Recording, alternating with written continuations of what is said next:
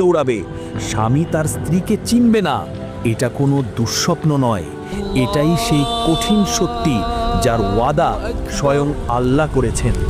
এটাই হলো এই গোটা দুনিয়ার শেষ পরিণতি, এটাই সেই মহাপ্রলয়, সেই চূড়ান্ত ধ্বংসের দিন যাকে আমরা বলি কিয়ামত। আজকের এই আলোচনায় আমরা সেই ভয়ঙ্কর দিনের প্রতিটি মুহূর্তের ভেতর দিয়ে যাত্রা করব। এর প্রথম আতঙ্কের চিৎকার থেকে শুরু করে এই দুনিয়ার ধ্বংস এবং শেষে প্রতিটি আত্মার আবার জেগে ওঠা পর্যন্ত। তাই আসুন আমরা আমাদের মনকে সেই শেষ দিনের জন্য তৈরি করি।